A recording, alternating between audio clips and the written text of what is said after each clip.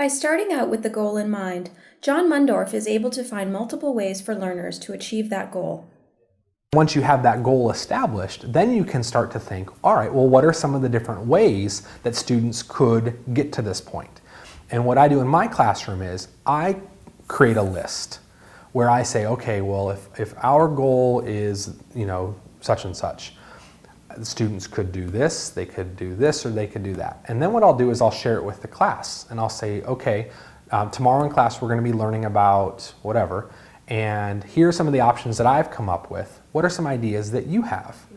And then the students will say, well, how about this and how about that? And with a group of students, sometimes their ideas are brilliant, and other times they need a little bit of polishing.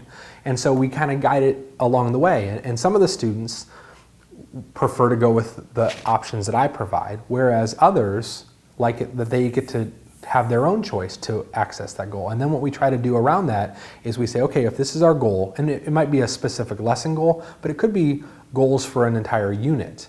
But we talk about it as a group to say, well, how do we want to get to this point? And then another part of it is establishing where are we now?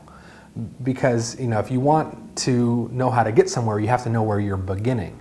And then we have conversations, and it might be a conversation, it could be a quick little pre-test sort of thing about just establishing where is it, what do you already know about these topics?